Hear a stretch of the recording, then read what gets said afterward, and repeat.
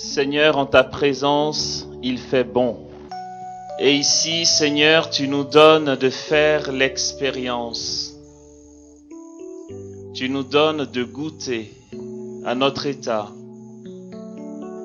d'être accompli.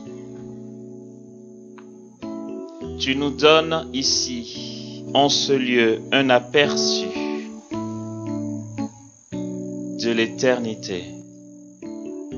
La demeure en toi, le bien-être en toi.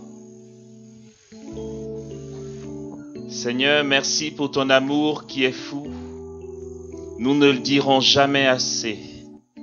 Et Seigneur, comment te redonner tout ce que nous recevons de toi?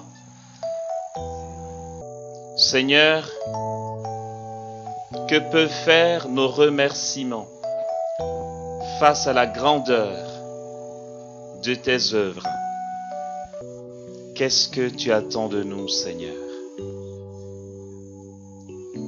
Nous sommes confondus chaque fois que tu te manifestes et nous sommes dépourvus dans notre relation avec toi, car nous sommes incapables de te rendre ce que tu fais. Tu es bon, Seigneur, et tu es puissant.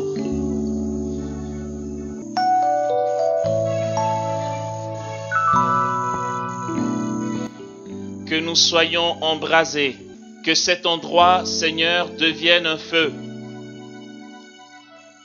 Embrase-nous, Seigneur, ce soir encore. Fais resplendir l'éclat de ta parole. Donne à nos cœurs de reprendre vie. Donne à nos cœurs de redevenir des cœurs humains. Des cœurs divinisés dans le Saint-Esprit. Merci pour la puissance de ta parole.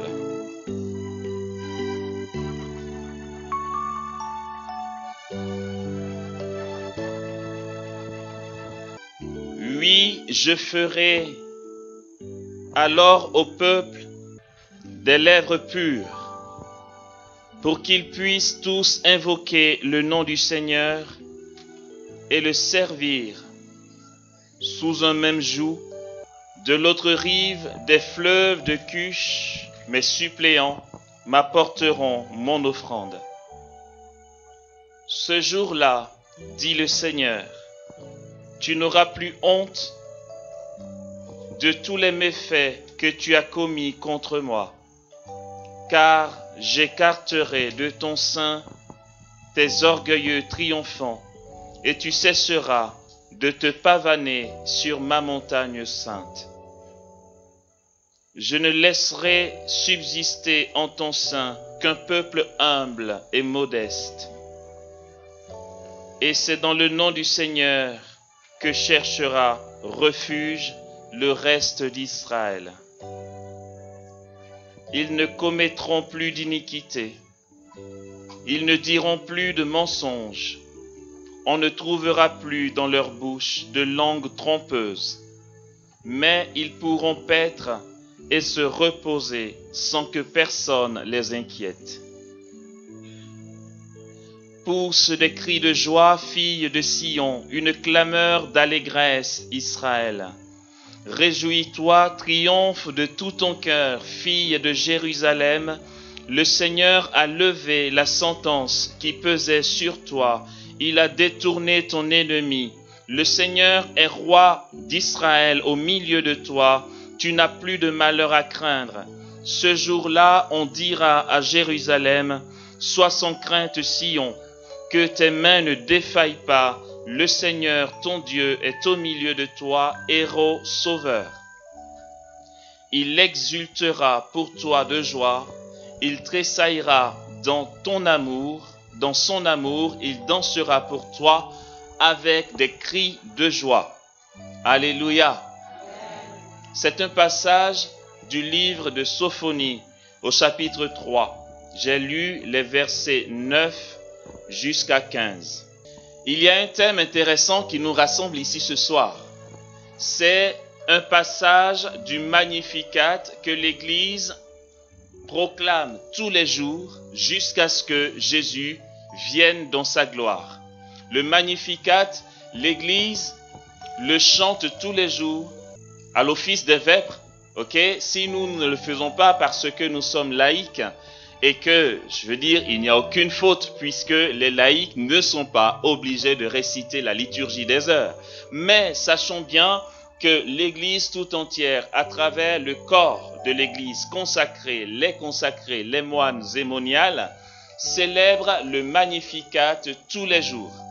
Le thème qui nous rassemble est un verset du Magnificat, c'est le verset 50 du chapitre 1er de l'évangile de Luc, qui dit « Son amour s'étend d'âge en âge sur ceux qui le craignent ».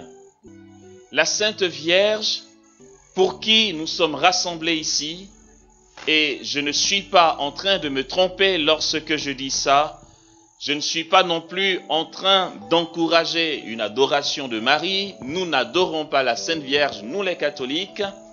Pourtant, elle nous dit dans ses messages à Medjugorje, « Faites tout avec moi, faites tout par moi et faites tout pour moi. » On a envie de dire, mais attends, oh, le Seigneur, c'est pas toi quand même.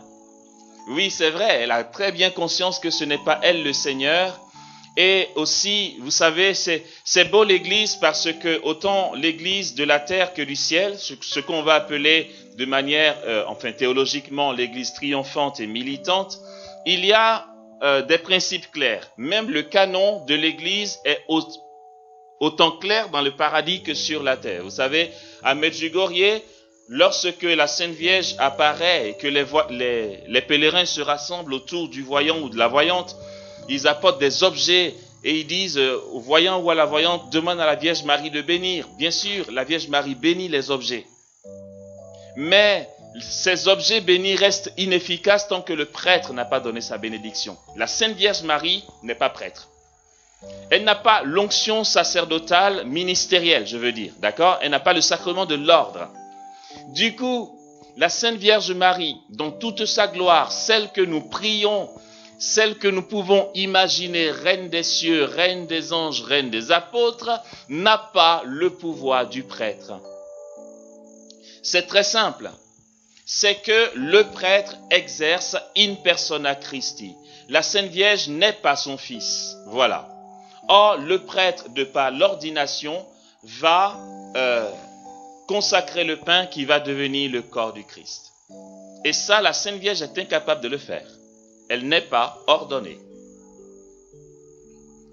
Ce pouvoir qu'a le prêtre, cette communion au cœur de l'Église, qui fait que si l'Église célèbre le Magnificat tous les jours et chante et proclame cette prière que je vais dire prophétique et qui a jailli du cœur de Marie, c'est parce que la prière de Marie ne peut pas être dissociée de celle de l'Église. Si sa prière n'est pas dissociée de celle de l'Église, c'est parce que sa prière est prophétique. Marie prie dans le Saint-Esprit. Et si sa prière, la prière de la Sainte Vierge, qui entre dans le dessein du Père, dans le dessein d'amour de Dieu sur nous, c'est parce que Marie est ancrée dans une histoire. Et nous venons de l'entendre à travers ce passage du livre de Sophonie. Elle entre dans l'histoire du peuple de Dieu.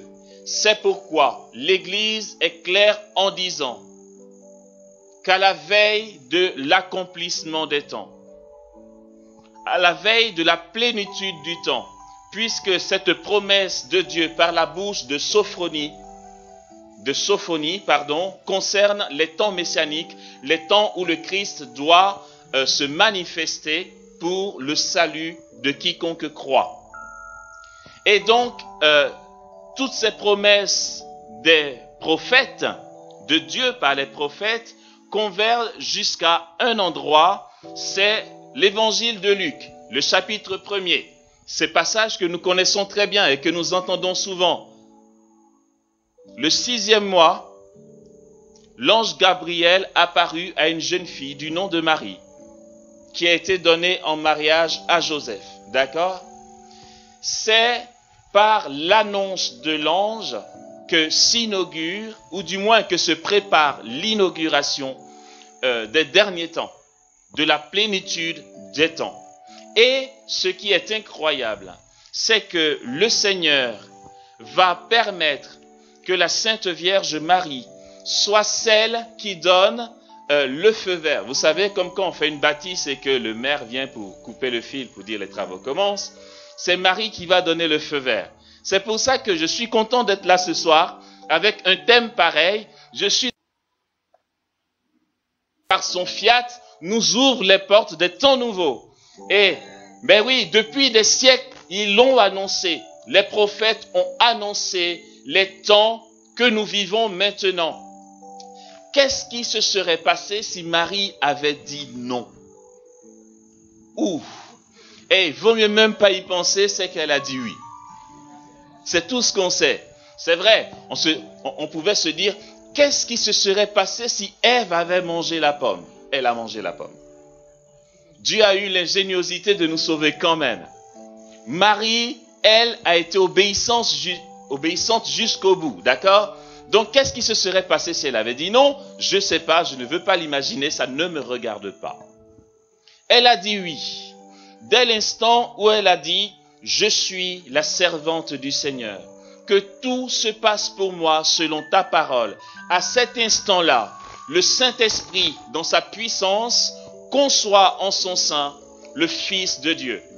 L'Emmanuel, Dieu visite notre terre parce que cette jeune fille de 15 ans à Nazareth a dit oui au Seigneur dans un plan qu'elle ne comprenait pas complètement, d'accord? Et on a envie de se dire, mais comment se fait-il? Quelle est cette ingéniosité de Dieu qui fait que Marie est si docile, si humble, si abandonnée à la volonté de Dieu? Qui est-elle? Comment fait-elle? Ben, elle est l'Immaculée Conception. Sauf que ce jour-là, elle ne le savait pas encore. Quand Marie vivait à Nazareth avec Joseph, le beau gosse qui l'a flashé, elle ne savait pas encore quelle était l'Immaculée Conception. Elle vivait normalement. Elle a peut-être dû se dire, mais comment les gens font pour pécher, pour être jaloux, pour convoiter? Elle n'y comprenait pas grand-chose, mais elle ne se prenait pas la tête. Tout ce qu'elle savait, c'est que elle mettait toute son énergie tous les jours à servir le Seigneur et à faire sa joie. Comment veux-tu que je refuse une telle annonciation? Je suis la servante du Seigneur. La question qu'elle pose, les deux grandes questions de Marie dans la parole de Dieu, c'est comment et pourquoi, que l'on retrouve dans l'Annonciation et secondo quand son fils disparaît 3 jours. Elle dit à l'ange, comment cela se fera-t-il? Autrement dit, est-ce qu'il faut que je fasse quelque chose? Ce n'est pas dans le sens de l'incrédulité de Marie, c'est pas qu'elle doute de la présence de Dieu, puisque lorsque Zacharie a demandé à l'ange comment ça va se faire, c'était imprégné d'incrédulité. Et l'ange a dit, parce que tu doutes, tu vas voir, tu vas perdre l'usage de ta langue, de la parole, jusqu'à ce que ça arrive. Marie pose la même question, mais quelle discrimination? Mais là, elle n'a aucune punition parce que dans son comment, il y a un abandon total. La Sainte Vierge se remet à Dieu à travers la visitation de l'ange. Elle dit comment ça va se faire? Autrement dit, que puis-je faire? En fait, quelle est ma contribution? Est-ce que tu veux que j'aille voir Joseph pour lui dire que ce soir on fait crac-crac? Oui. Je vous embête. En fait, voilà, c'était qu'est-ce que je fais maintenant? Et l'ange va lui dire, l'Esprit Saint viendra sur toi et la puissance du Très-Haut te prendra sous son ombre. C'est pourquoi celui qui naîtra de toi sera saint et sera appelé Fils de Dieu. Marie dit, ok, bon, très bien, c'est l'Esprit Saint qui opère. Moi, je me dispose. Je suis la servante du Seigneur, que tout se passe pour moi selon ta parole. Et à ce moment-là, l'ange la quitte. La mission est terminée. Nous sommes entrés dans les temps messianiques. La gloire de Dieu éclate. Et puis, à ce moment-là, ce mystère qui est caché à la Vierge Marie est autant caché aux anges, puisque jusqu'à ce que Jésus meure et qu'il ressuscite, les anges n'y comprenaient rien. C'est incroyable. Ils n'y comprenaient rien parce que cela leur est caché. Et il y a des choses que nous savons et que les anges ne savent pas. Les anges n'ont pas accès à l'hostie, par exemple. Pour qu'un ange voie l'hostie, il lui faut une permission divine. Et nous, à toutes les messes, on a l'hostie en face, et puis on baille, et puis on s'en fout, et puis on cause. Et puis, comme dira Éphraïm, autant d'Isaïe qui a reconnu avoir des lèvres impures, habitant au sein d'un peuple aux lèvres impures. Le chérubin, qui est lui-même un feu dévorant, frères et sœurs. Séraphin, pardon. Le séraphin, dans Isaïe 6, l'événement c'est quoi? C'est Isaïe qui rentre dans le temple et qui voit un trône grandiose et surélevé. Et la gloire de Dieu qui remplissait le temple avec des séraphins de part et d'autre du trône qui avait un boulot. J'aime trop le boulot des séraphins, c'est super cool. Tout le temps, ils sont là à crier « Saint, Saint, Saint, le Seigneur, Dieu de l'univers, le ciel et la terre sont remplis de sa gloire. Alléluia. Saint, Saint, Saint, le Seigneur. » C'était ça leur boulot autour du trône de Dieu. Ils criaient la gloire de Dieu et lorsqu'Isaïe a vu ça, il a dit « Oh punaise, j'ai vu la gloire de Dieu. » C'était très fort dans la tête des Juifs que quand ils voient Dieu, ils meurent.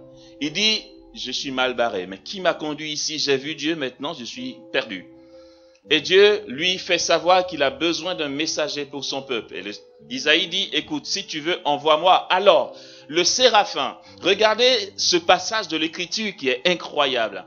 Le séraphin va prendre une pince et prendre une braise ardente, symbole du feu qui purifie, le feu du Saint-Esprit, et va toucher les lèvres d'Isaïe, en lui disant, ceci a touché tes lèvres, maintenant tu es purifié. Ce brasier ardent, le séraphin, ce qui veut dire le brûlant, littéralement, un séraphin, c'est un ange de feu.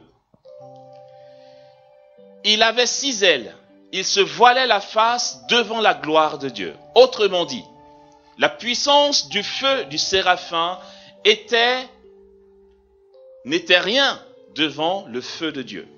Et lui-même étant feu a besoin d'une pince pour saisir ce brasier ardent. Et les exégètes vont nous donner dans cet événement la préfiguration de l'hostie. Cette hostie qui est Dieu lui-même contenant toute sa gloire que nous recevons. C'est un mystère de Dieu. Le mystère du salut, le mystère de notre rédemption qui n'appartient qu'à Dieu seul. Et nous allons voir comment son amour dans ce mystère peut s'étendre d'âge en âge. C'est que, frères et sœurs, Dieu a tout devant lui.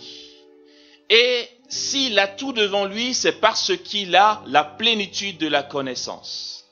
L'éternité, vous voulez savoir ce que c'est? Je vais vous dire. Par définition, humainement parlant, éternité, contrairement à l'immortalité, c'est que l'éternité n'a pas de début et n'a pas de fin. L'immortalité a un début mais n'a pas de fin. Ça, c'est dans notre conception humaine la définition qu'on en donne, que la théologie en donne. La réalité de l'éternité, c'est quoi? Je vais vous en donner la démonstration. C'est ça. Point. Pourquoi? En fait, quand on dit on sera heureux éternellement dans le paradis, c'est ça. Tu nous embrouilles ce soir, je sais. C'est simple à comprendre. C'est qu'on aimerait que l'éternité soit un long temps. Mais l'éternité, ce n'est pas le temps. C'est celui qui est dans le temps qui a des événements chronologiques. Qui sait qu'il y a 5 minutes, il était derrière et que 5 minutes plus tard, il est devant.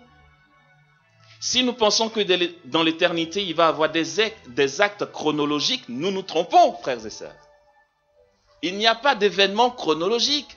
On ne va pas dire, quand Amos est rentré dans le paradis, les anges ont commencé la procession là-bas et que maintenant ils sont ici. Ça, c'est le temps qui le veut. En Dieu, qui est hors du temps et de l'espace, il n'y a qu'un instant. La Bible ne dit-elle pas que pour Dieu, 1000 ans sont comme un jour et un jour comme 1000 ans? C'est pourquoi ça ne pouvait pas être autrement que son amour s'arrête à un moment des différentes générations. Son amour s'étend d'âge en âge sur ceux qui le craignent. Ce mystère d'amour de Dieu, à la fois caché aux anges et voilé aux hommes, dans un premier temps, c'est quoi? C'est Dieu, point. Le mystère de la volonté de Dieu, l'intelligence des mystères, la compréhension des choses cachées nous sont donnés que dans l'intimité avec Dieu. L'ange n'a pas spécialement ce privilège. Et nous l'avons certainement déjà entendu. Quand on me dit « Ah, merci Amos, tu es un ange », je dis « Ah non, tu ne me diminues pas s'il te plaît. Je ne suis pas un ange, je suis un fils de Dieu. C'est encore mieux les gars. » Non mais c'est clair, le privilège que j'ai d'être fils de Dieu, l'ange ne l'a pas. À quel ange Dieu a-t-il jamais dit « Tu es mon fils, moi aujourd'hui je t'ai engendré » À aucun ange. Et pourtant, il le dit pour le Fils, le Verbe de Dieu, parce que par le baptême que reçoit le Verbe de Dieu, ce baptême qui a provoqué l'ouverture des cieux, le Père me le dit à mon baptême. Stéphane, Amos, tu es mon fils bien-aimé. Aujourd'hui, je te donne la vie. Et c'est d'instant en instant que le Verbe me garde dans l'existence. Or, cet instant de l'éternité, nous allons voir dans quelle logique nous allons. C'est que cet instant dans l'éternité, s'il n'y a pas d'événement chronologique, c'est que quand on commence par l'annonce du salut depuis la Genèse, Genèse 3,15, jusqu'à ce que le Christ soit élevé dans les cieux, c'est ça. Hop. Ah bon? Ben oui. Et dans cet instant d'éternité, Dieu donne une promesse de salut. Et puis dans cet instant d'éternité, Jésus dit, mon retour est proche, j'arrive bientôt. Et on fait, ah là là. Alors, quand tu dis à un pote, j'arrive bientôt dans quelques secondes, c'est le bientôt de Jésus ou le vrai bientôt? Parce que Jésus, quand il dit bientôt, c'est long. Parce que le temps est long. Mais en même temps, Dieu entre dans le temps. Puisque c'est lui qui appelle le temps à l'existence, il entre dans le temps et nous laisse le temps pour la conversion. Après, il n'y a pas de temps. Voilà pourquoi certains vont dire, c'est vrai, c'est une erreur d'interprétation de la part de certains protestants de dire après la mort, il n'y a plus de miséricorde. Mais c'est une mauvaise interprétation de l'éternité. C'est que, comme il n'y a pas d'événement chronologique, tu n'as pas le temps de dire « Seigneur, attends, laisse-moi me convertir parce que je ne savais pas que c'était ça. » Dès que tu bascules dans l'éternité, tu es dans l'évidence des choses. C'est aussi pourquoi, lorsque Satan et ses suppôts ont pris une décision, c'était irréversible. Quel temps voulez-vous qu'il ait pour revenir? Non, son acte est dans cet instant-là. Et c'est dans ce laps de temps, c'est ce qu'en théologie, puisque humainement parlant, quand on réfléchit, on se dit, mais l'histoire du salut, son incarnation, 30 ans de vie à Nazareth, 3 ans de ministère, il meurt, le 3e jour, il est ressuscité, etc. Dans un instant, c'est un peu chaud, pourtant Dieu s'est fait homme, oui, mais c'est compliqué. Et la théologie est d'accord. En christologie, on va voir que le Fils n'a jamais quitté le sein du Père, s'il vous plaît. Pourtant, il est resté 33 ans sur notre terre. Il n'a jamais quitté le sein de la Trinité parce que la Trinité, au départ, est immuable. Elle ne change pas. Si tu enlèves le Fils de la Trinité change. La Trinité est immuable, elle ne change pas. C'est nous qui changeons. Du coup, c'est pas Dieu qui se fait homme, c'est l'homme qui est attiré en Dieu. D'accord? Je vous complique un peu la vie, ça va se simplifier. La théologie va l'appeler un hiatus. Voilà. Ça, c'est le mot en théologie pour dire, là, on cale en fait. Ok? Ici, on a spéculé, on a expliqué. Là, c'est un hiatus. Et le balèze Thomas d'Aquin qui a nourri l'Église de son enseignement, c'est énorme. Le jour de sa mort, quand il entrevoyait les merveilles de Dieu, il a dit, brûlez tout ce que j'ai fait. Parce que franchement, qu'est-ce que c'est de la gnognotte à côté de ce que je vois? Et quand on parle de la somme théologique de Thomas d'Aquin, allez-y voir dans la bibliothèque, s'il vous plaît. C'est... Ok, bon, bref, c'était la parenthèse. Alors, ça devient intéressant. Quand Jésus meurt, il fait 3 jours. Il descend aux enfers pour libérer nos premiers parents qui attendaient là, les prophètes, Abraham, Jérémie et tout, qui attendaient donc la révélation, ou du moins la rédemption, et qu'il ressuscite le 3e jour. Les anges sont en contemplation. Quand Jésus se donne en croix et qu'il meurt, les anges, je ne trouve pas le mot, ils sont séduits à exploser de bonheur. C'est que ils découvrent le maître qui est serviteur. Il est l'agneau et il est le pasteur. Il est le roi et il est le serviteur. Dieu meurt pour sa créature et les anges en sont émerveillés. Cet émerveillement, c'est vraiment trop bien. Cet émerveillement habite la prière mariale. Cet émerveillement habite le Magnificat. Désolé de vous avoir compliqué la vie avec toutes ces notions théologiques ou machin truc, mais si on n'a pas un aperçu du mystère grand de la foi, on ne voit pas la mesure de la prière prophétique. C'est que dans l'Esprit Saint, nous découvrons et nous expliquons des mystères. Et cette petite fille de Nazareth qui arrive chez Élisabeth provoque une effusion du Saint-Esprit. Nous le savons, nous l'avons certainement déjà entendu. La présence de Marie libère la puissance du Saint-Esprit. Et Élisabeth va dire, « Bénie es-tu entre toutes les femmes. Comment m'est-il donné que vienne à moi la mère de mon Sauveur? Oui, bienheureuse celle qui a cru en l'accomplissement de ce qui lui a été dit de la part du Seigneur. » Et puis, Marie dit donc, « Mon âme exalte le Seigneur. Exulte mon esprit en Dieu mon Sauveur. » À ce moment-là, Marie ne prétend pas enseigner Élisabeth. Elle ne prétend pas se mettre au devant de tout le monde. Marie contemple les merveilles de Dieu. Elle est dans une évidence de la révélation divine, dans une évidence de la merveille qui surpasse toute merveille et que seulement le Saint-Esprit peut révéler. Si celui qui est dans le temps veut sonder les réalités de l'éternité, il va se rendre malade. Il n'arrivera à rien du tout.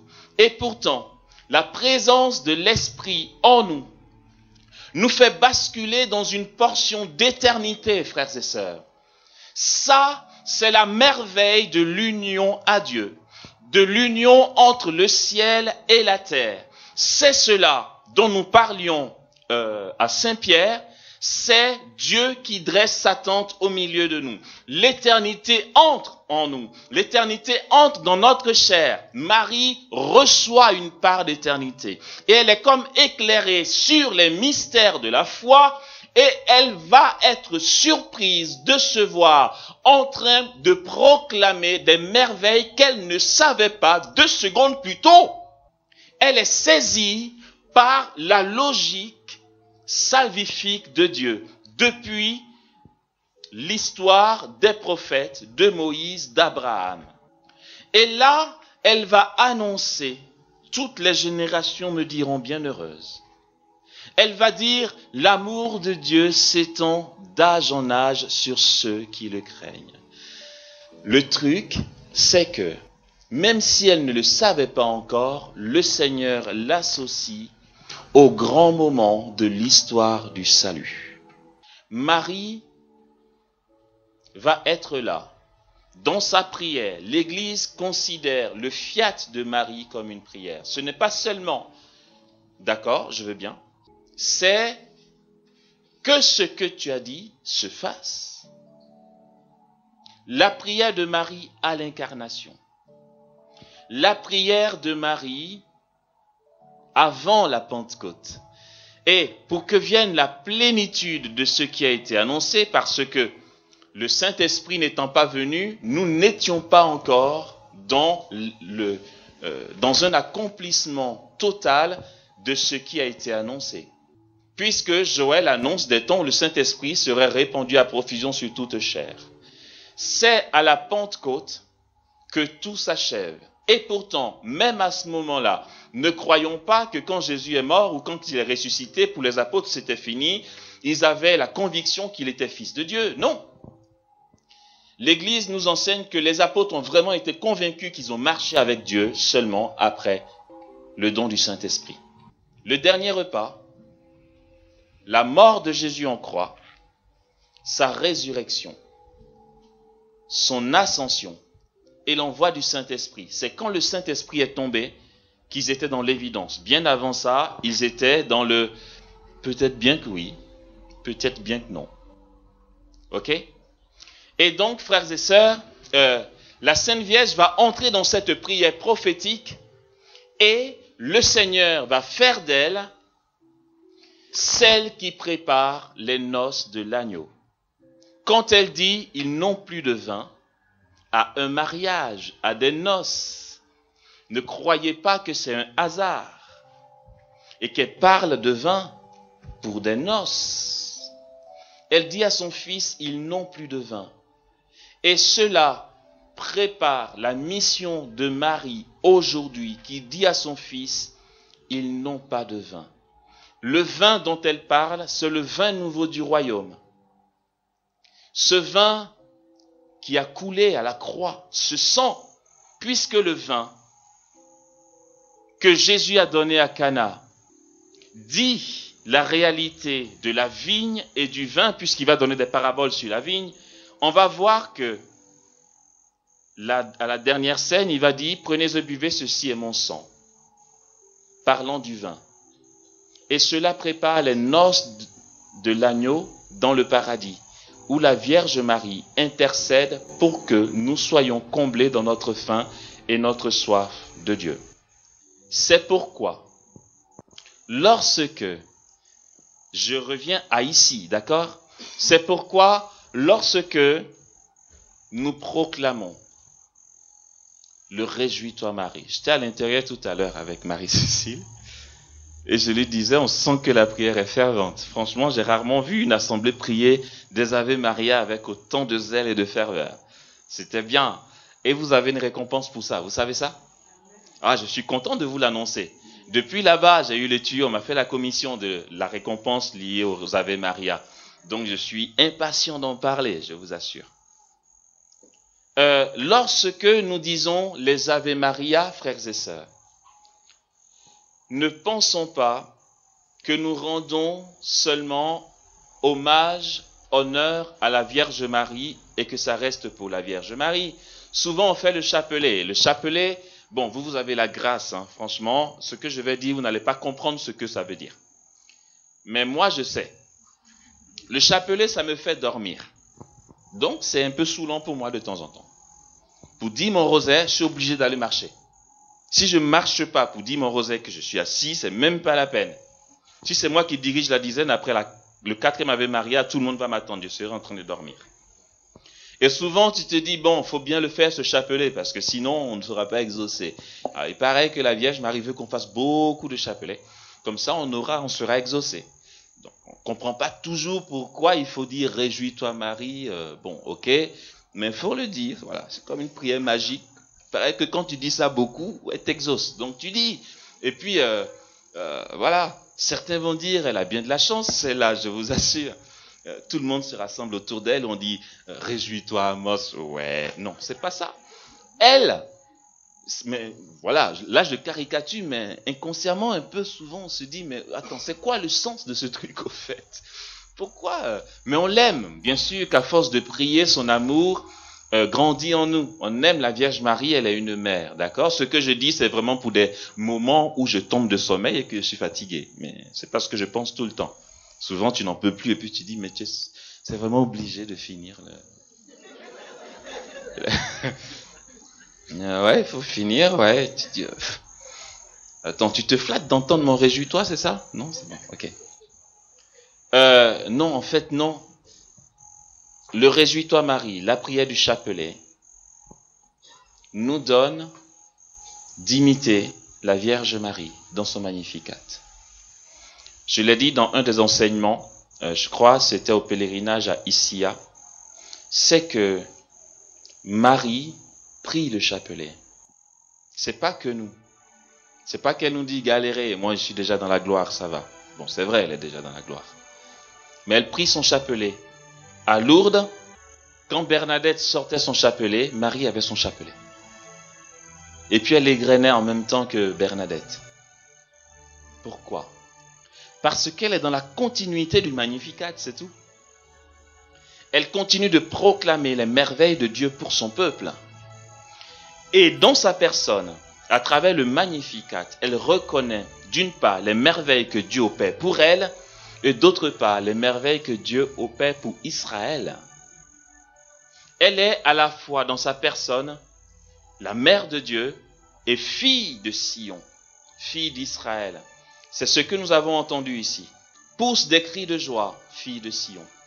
Éclate en ovation Israël, car il dansera pour toi, le roi d'Israël. D'accord?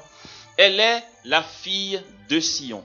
Et donc, si Marie dit son chapelet comme nous, si nous disons « Réjouis-toi Marie, pleine de grâce, le Seigneur est avec toi. Tu es bénie entre toutes les femmes, et Jésus, le fruit de ton sein, est béni. » Nous sommes en train de proclamer notre propre victoire. Voilà pourquoi le chapelet est efficace. Ce n'est pas parce que Marie est contente que tout le monde parle d'elle, et puis vu qu'on l'a assez flattée, elle nous donne quelques grâces. Ah non, je vous assure que si ça ne tenait qu'à elle seule, elle aurait supprimé ce chapelet et tous les honneurs qui montent vers elle. Elle est tellement effacée qu'elle n'aurait jamais permis ça. Mais elle nous encourage à prier le chapelet parce que nous proclamons dans la foi notre victoire finale. Elle est devancière, c'est tout. Elle n'est pas la seule à bénéficier de toutes les gloires qu'elle a aujourd'hui. En fait, lorsqu'on regarde Marie, lorsqu'on voit toutes les gloires que Dieu lui a accordées, tout ce qu'elle a dans le paradis, toutes les couronnes, la femme enveloppée de soleil, la lune sous ses pieds couronnée d'étoiles, ne disons pas, elle a de la chance. Le Seigneur met au devant un être humain, la Vierge Marie, qui est comme vous et moi, et vous dire, regardez, jusqu'où je veux emmener l'humain. Regardez ce que je réserve à l'être humain. Celui qui s'ouvrira à mon amour deviendra ainsi. La Vierge Marie est une devancière. Elle est celle que Dieu a choisie pour nous montrer à quoi nous sommes appelés. Et donc quand tu dis « Réjouis-toi Marie, pleine de grâce », tu es en train de dire « En fait, je serai comme toi ». Réjouis-toi parce qu'en fait, c'est à ça que Dieu nous appelle. Nous serons aussi comblés que toi. Le Seigneur est avec toi comme il a prévu d'être avec nous les êtres humains. Tu es bénie en toutes les femmes et Jésus, ton enfant, est béni.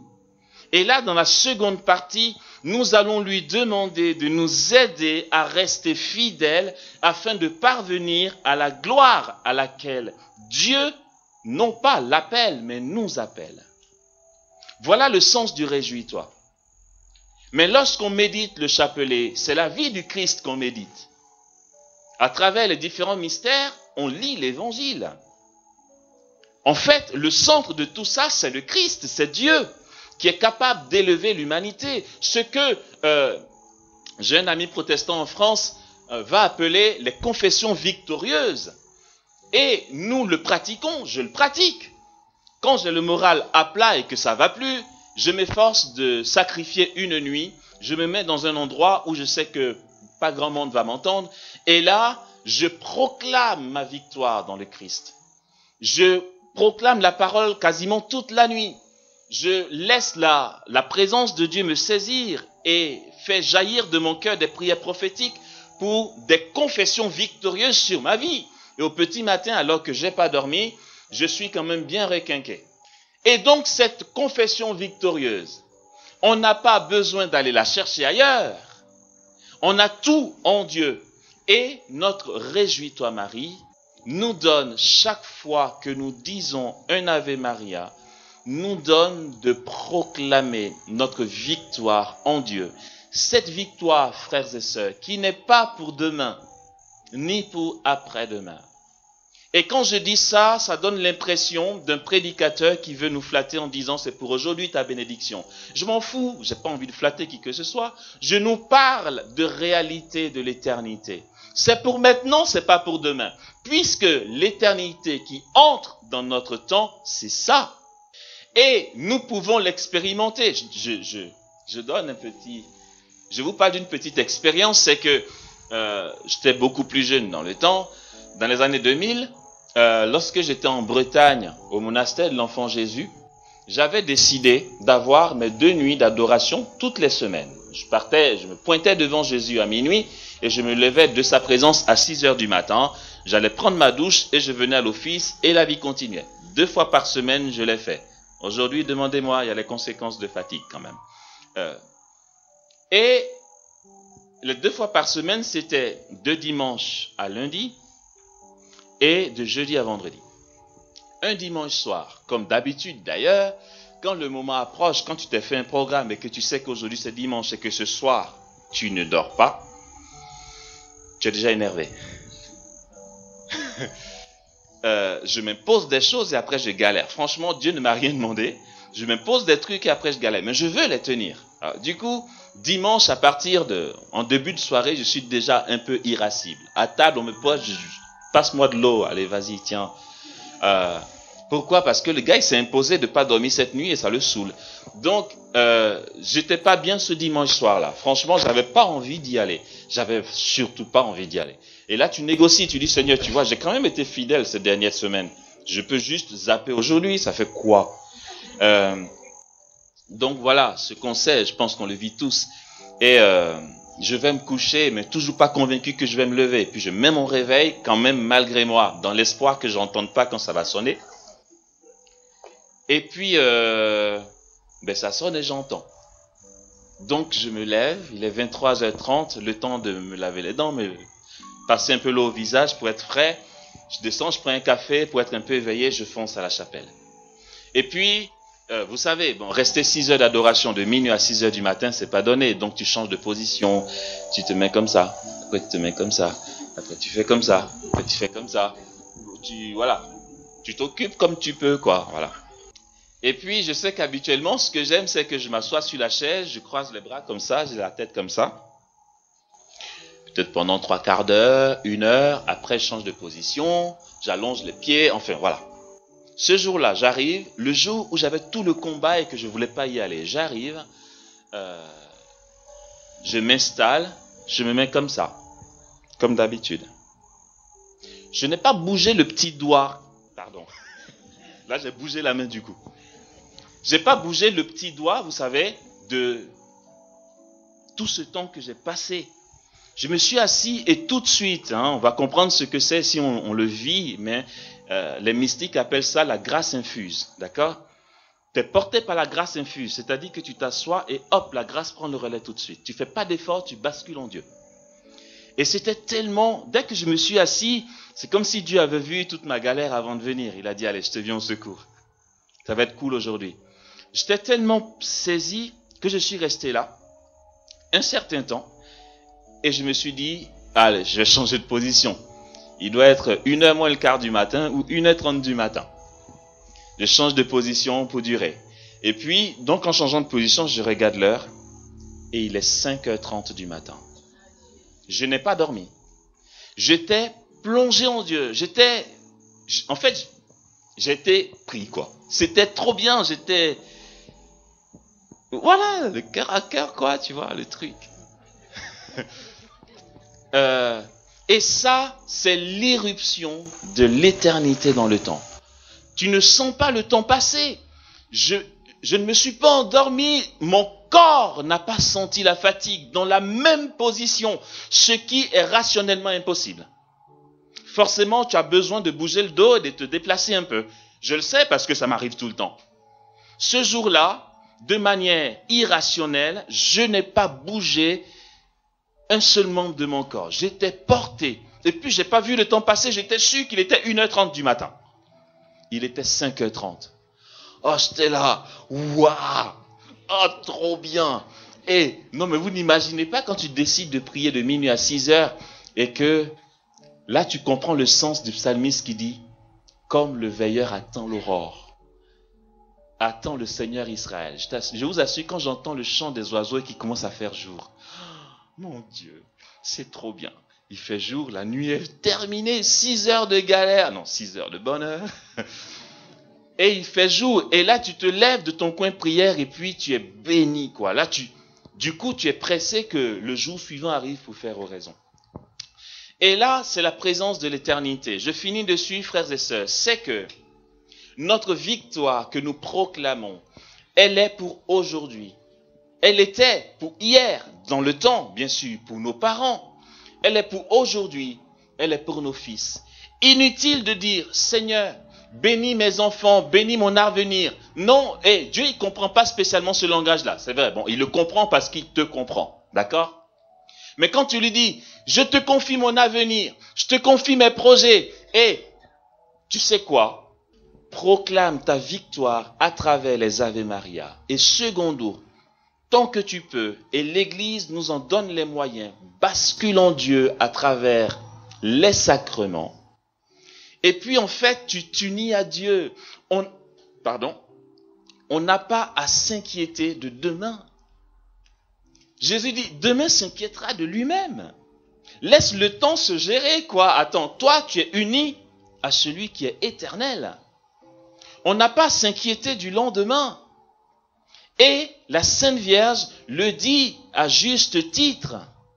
Sa miséricorde s'étend d'âge en âge sur ceux qui le craignent, sur ceux qui ont la crainte de Dieu, qui le respectent, qui ont une piété, qui demeurent en lui, qui sont unis à lui.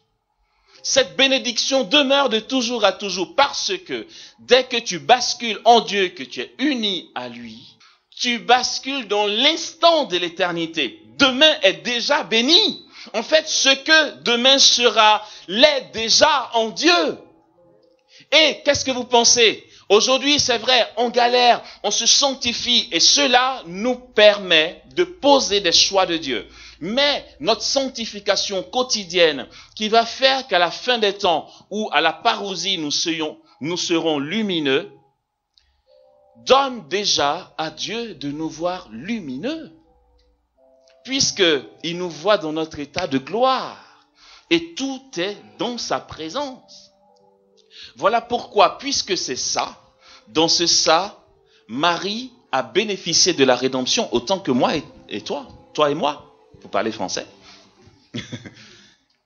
Puisque si Marie est Immaculée Conception, l'Église va dire qu'elle a bénéficié de la rédemption de son Fils.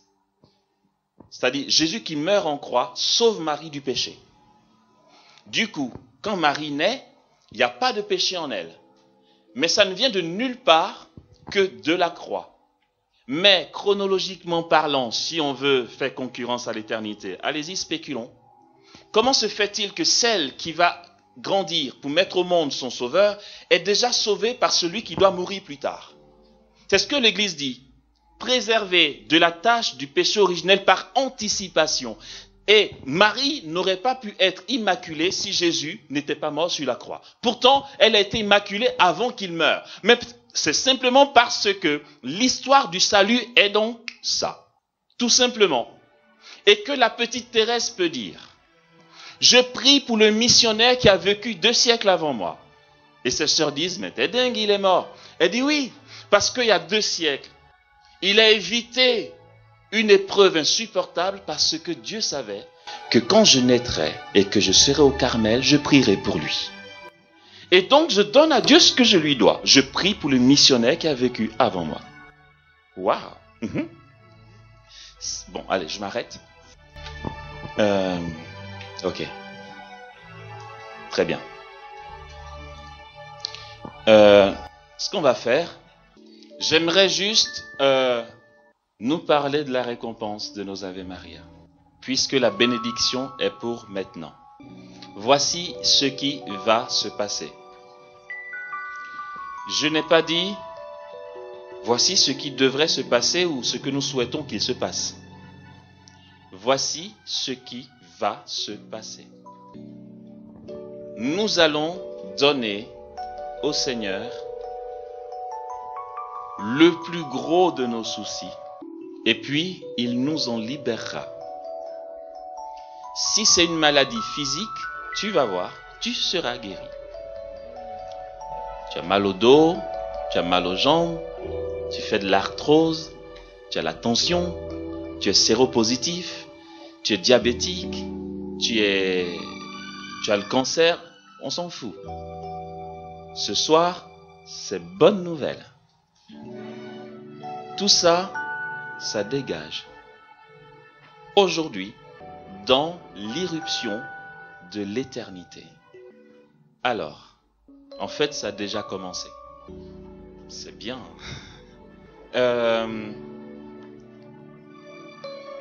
Pour ceux qui sont là-bas, j'imagine que vous me voyez parce que j'ai cru percevoir un écran et une caméra devant moi. Donc c'est ça, si je fais ça, il me voit. C'est magique. Ok, donc pour ceux qui sont en face de l'écran et qui me regardent, je suis juste en train de vous annoncer que 3 personnes là-bas peuvent déjà constater leur guérison. Vous pouvez constater, 3 personnes peuvent le vérifier, le constater. Ça ne veut pas dire qu'il n'y a que 3 guéris. Les autres devront d'abord faire des examens, des analyses pour réaliser qu'elles ont été guéries. Mais les 3 qui peuvent le vérifier avaient des douleurs concrètes qu'elles sentaient et ces douleurs ont disparu. D'accord? Vérifiez. En fait, j'ai dit, vu que le papier a été déposé, que j'avais 10 minutes, il y a longtemps que j'avais 10 minutes, c'est fini. Je me suis dit, comment on va faire, Seigneur, pour accueillir la guérison, prier pour les gens? Mais c'est bien, dès que je l'ai annoncé, il commence à le faire. Comme ça, on gagne du temps. Il est sympa. Donc voilà, je vous invite à vérifier là où vous aviez mal. Notamment une personne qui avait des douleurs dans le dos, au niveau de la colonne vertébrale, je pense. C'est complètement parti. Mais ce n'est qu'un début. Et puis ici aussi, les guérisons ont commencé. Regardez, il y a une guérison dans un endroit ici. Là. Vérifiez et dites-moi. Juste. Le Seigneur a commencé à le faire. Il le fait pourquoi? Je vous donne la précision de la commission qui m'a été faite pour vous. J'étais avec ma petite sœur Michel en attente dans la pièce là-bas. Et puis, elle m'a dit, tu veux qu'on fasse un réjouis-toi Marie? J'ai dit non. On fait une dizaine de chapelets. On a fait la dizaine de chapelets. Et puis après, je lui ai dit, tu veux bien qu'on fasse une deuxième dizaine de chapelets? On a fait la deuxième dizaine de chapelets. Et après, je lui ai dit, on fait une troisième dizaine? On fait la troisième dizaine. J'aurais pu dire, faisons un chapelet. Et après la troisième dizaine, je lance une quatrième dizaine de chapelets. Et elle a dit, on finit en même temps, on fait le chapelet. J'ai dit oui, on fait le chapelet. En fait, à partir de la troisième dizaine que je demandais, c'est parce que la commission m'avait été donnée. Je vous entendais prier ici et nous prions là-bas. À chaque Ave Maria, regardez, je vais vous montrer l'image. La Vierge Marie était debout derrière chacun. Je la voyais comme ça, juste derrière, au niveau juste derrière en fait, voilà.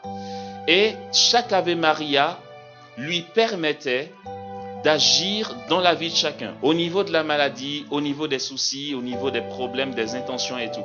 C'est pourquoi j'en ai rajouté avec ma petite sœur pour qu'il y en ait davantage, d'accord? Et voilà aussi pourquoi on ne va pas Enfin, voilà pourquoi les guérisons sont en train de se faire simplement, ok? Vu qu'il est l'heure, voici ce qu'on va faire. Ça va être très simple. La guérison va se multiplier par imposition des mains. Ceci dit, vu qu'on a très peu de temps, on ne pourra pas imposer les mains à tout le monde. Donc, je vais toucher la bâche qui est là. Et puis, l'onction de guérison à la place de l'imposition des mains passera par la bâche. Ça va se continuer jusqu'à là-bas. Coucou, vous qui me voyez. Ça va se continuer jusqu'à vous qui êtes devant l'écran. Ne vous inquiétez pas, je n'aurai pas à venir là-bas spécialement, sauf si je le reçois. Je vais toucher la bâche et l'onction va se répandre à toute l'assemblée. Vous allez voir qu'après avoir touché la bâche, les douleurs auront disparu. Et voici ce qui va se passer dans la fraction de seconde où le Seigneur va se saisir de ce geste. C'est que des personnes, s'il y en a, je ne sais pas s'il y en a, mais je sais que le Seigneur va guérir des maladies dites incurables.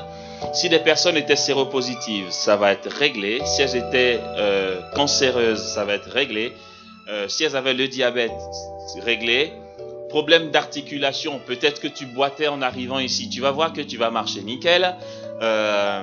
Ou encore d'autres maladies que je ne cite pas ici parce qu'il y a tellement de...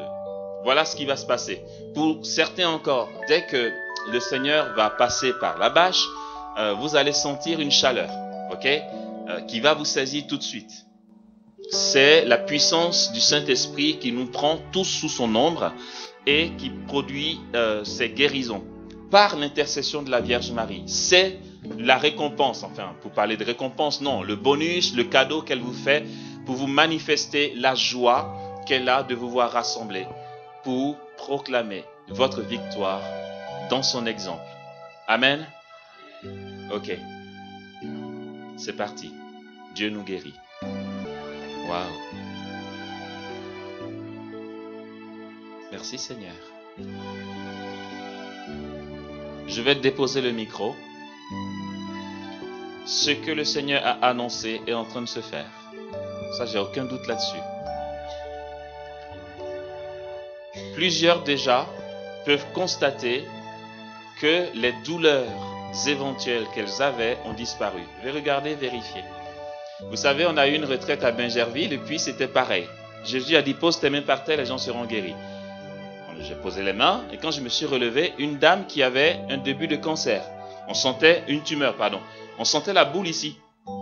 L'instant où la puissance de Dieu est passée par le sol, il n'y avait plus rien. La boule a disparu. Quelle magie! Non, c'est pas la magie. C'est mieux que la magie. Quelle puissance! Et c'est ce qui donc vient de se produire, d'accord? C'est plein de bonnes nouvelles comme ça. J'aimerais juste... Vous pouvez vérifier, hein. Peut-être que vous ne savez pas parce que vous ne vérifiez pas. Regardez, c'est parti. Jésus a guéri. En guise de témoignage, parce qu'il est bien de témoigner pour susciter la foi des uns et des autres, je vais demander aux personnes ici et aussi là-bas, ça me fait drôle de parler là alors qu'elles sont là-bas, les personnes qui sont en face de l'écran, qui constatent leur guérison, de nous juste faire signe en levant la main. Quand vous savez que la douleur est partie, vous levez juste une main comme ça. Il y en a là-bas et il y en a ici. Juste, on ne va pas parler ni raconter. Tu vois, ton problème de dos est parti. Pourquoi tu ne lèves pas la main? Attendez, je vais juste indiquer l'endroit. Mais je ne vais pas faire ça parce qu'on n'a pas de temps, en fait. C'est pour ça que je fais confiance à chacun pour témoigner. Ne vous dites pas, est-ce que c'est vraiment ça? C'est tellement rapide, mais c'est vraiment ça. Pourquoi vous voulez que ce soit long? C'est sous cette bâche, la deuxième moitié là-bas. Ta douleur de dos est partie. C'est toi? Bon, viens du coup. Comme tu as été passage, viens. Viens. Tu n'as pas été sage, donc je vais prier pour toi. Elle n'est pas la seule, il y en a d'autres. Faites juste signe, vous ne viendrez pas. Vérifiez au niveau de vos douleurs. C'est dommage que j'ai été long dans ma parole parce qu'on aurait mieux écouté tous les témoignages, les beaux témoignages qu'il y a. Il y a au moins les 2/3 de notre assemblée qui sont guéris. En parlant de ceux qui peuvent vérifier tout de suite et ceux qui ont besoin d'analyse pour confirmer. Le Seigneur a fait ça, au moins. Tu veux bien ouvrir tes mains comme ça? Tu avais mal au dos? Tu sentais la douleur quand tu arrivais ici? Quel mouvement tu ne pouvais pas faire? Quand tu respires, ça se bloque. Et là, quand tu respires, ça ne se bloque plus. Tu peux respirer fort. Et tu n'as pas mal. Tu n'arrivais pas à te baisser. Tu n'arrivais pas à bouger comme ça. Est-ce que tu peux bouger plus? Tu n'as pas mal. C'est dingue ça. Ok. Waouh. Qu'est-ce qui t'arrive? D'accord. Merci Seigneur de confirmer sa guérison. Achève en elle ce que tu as commencé et qu'elle soit un témoignage de conversion de ses frères et sœurs. Amen. Merci.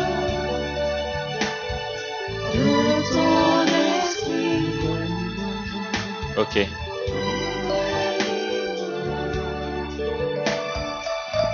Quelqu'un d'autre veut lever la main? Vous? Qui d'autre? Ce qui est rigolo, laissez la main levée.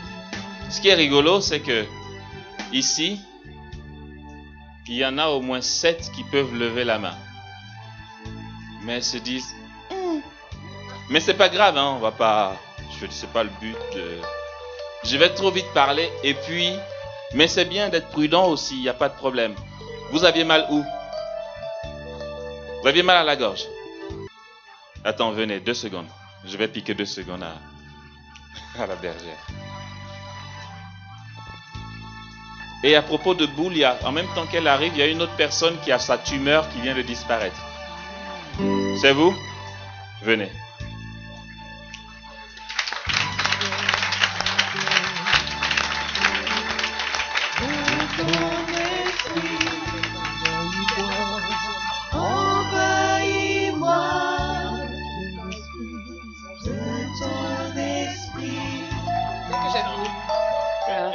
D'accord. Est-ce que je peux te faire confiance pour 5 secondes? Parce que sinon, moi, je suis foutu après.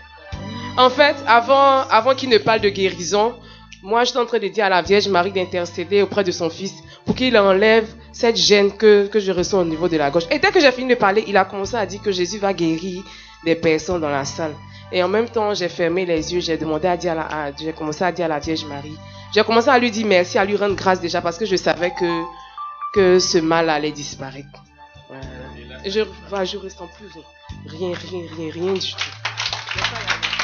Merci. Tu restes là.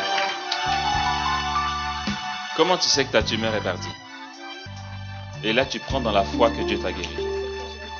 Mais tu ne l'as pas encore vérifié. D'accord. Moi aussi, je suis d'accord avec toi. Je prends dans la foi. Tu vas aller vérifier. Et tu viendras témoigner ici. On va prier quand même. D'accord? Ouvrez vos mains comme ça. Attendez, avant qu'on prie. Juste avant qu'on prie. En plus d'elle, il y a une autre personne qui avait une boule qu'elle pouvait sentir. Et la boule n'est plus là. Bon, vérifier, sauf si c'est dans des endroits stratégiques, je comprends. On peut attendre. Mais je pense que la personne peut vérifier. Mais vraiment, si c'est embêtant, on laisse tomber, d'accord? Mais sinon, la personne est où? Au cas où tu as vérifié que c'est parti. C'est sous cette bâche dans la deuxième moitié.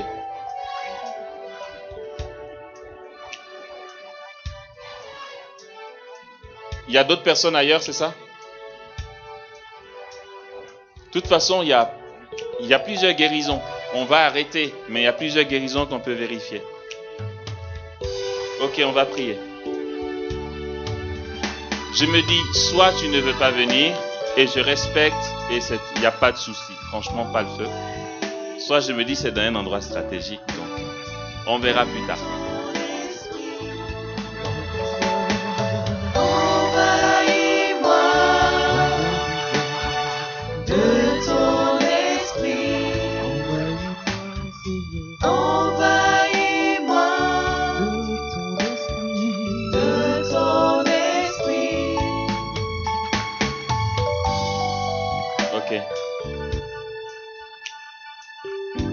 Seigneur, continue ce que tu as commencé. Merci pour toutes les guérisons qu'il y a.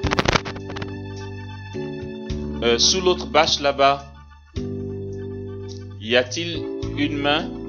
Je demande à la sœur qui est assise là de regarder pour moi, d'être mes yeux. Il y en a?